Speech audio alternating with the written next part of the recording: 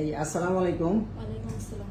এই যে আমার সামনে যে নীলুফা আপা আর এই পাশে হইল গিয়ে ওনার হাজবেন্ড, এই দম্পতি দীর্ঘ 19 বছর 2 মাস পরে কনসিভ করছে।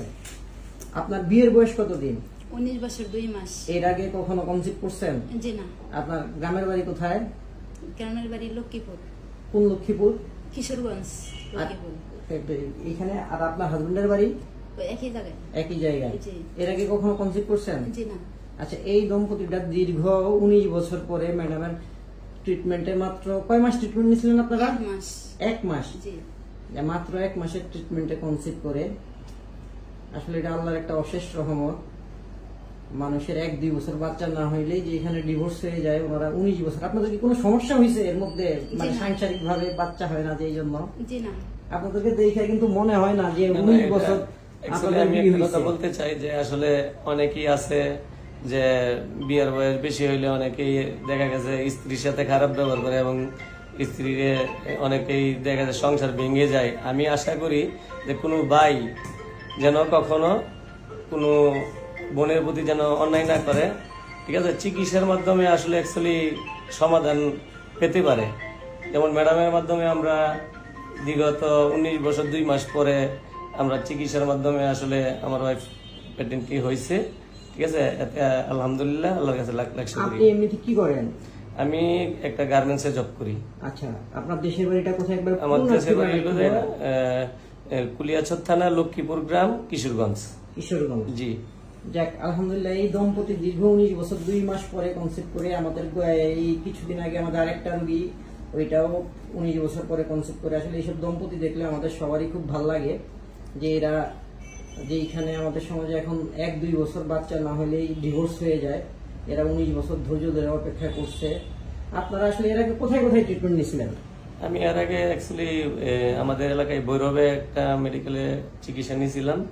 তো ওইখানে আমি ম্যাডামের দোষ দিই না, কারণ আমাদেরই একটু গাফিলতি আছে। কারণ হলো যে আমরা দূরে থেকে মানে সঠিকভাবে চিকিৎসা নিতে পারি নাই। আচ্ছা আচ্ছা। তো এইখানে আমাদের বাসা যেহেতু কাছে, ম্যাডামের চিকিৎসা নিয়ে এইখানের থেকে সঠিকভাবে মানে নিয়ম, কারণ ম্যাডাম যেভাবে বলছে সেইভাবে চলাতে আল্লাহ রহমত করছে। আপনারা আমাদের এখানে ঠিকানা পাইছেন কিভাবে? আমার এই আরেক বন্ধু আছে, উনি আমাদের ফ্যাক্টরি একজন বায়ার, ওনার ছোট ভাই একজন 15 বছর পরে এখানে ম্যাডামের চিকিৎসা নিয়ে হয়েছে, উনি পরে আমাদেরকে ঠিকানা দিছে, আমরা এখানে আসা। ওই ভদ্রলোকের নাম কি বলতে পারবেন? ওই ভদ্রলোকের নামটা আমার খেয়াল আসতেছে না, কিন্তু ওনার বড় ভাইয়ের নাম হইলো ইয়া কি জানি, খেয়াল আসতেছে না আমার, কিন্তু বলতে পারবো পরে আর কি।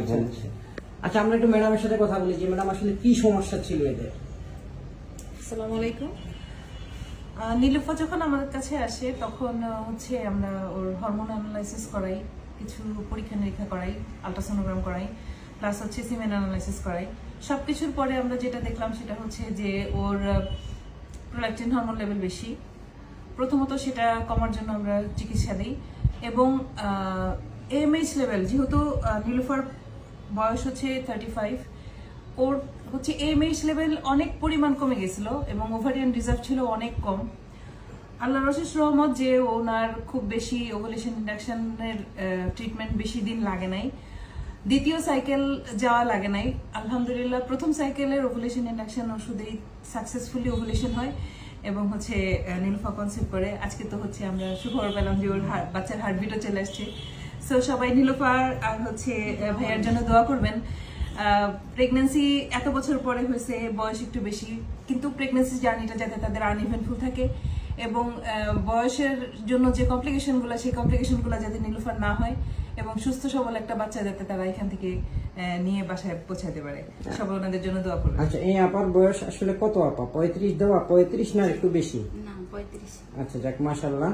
তাইলে আমরা সবাই দোয়া করবেন আমার জন্য। হ্যাঁ, আপনার জন্য আমরাও দোয়া করি, আপনার জন্য সবাই দোয়া করবে। আপনার যেন জার্নিটা খুব, প্রেগন্যান্সি জার্নিটা যেন খুব আল্লাহ তাআলা সহজ করে দেন, আপনার যেন একটা সুস্থ সন্তান দুনিয়াতে আসে।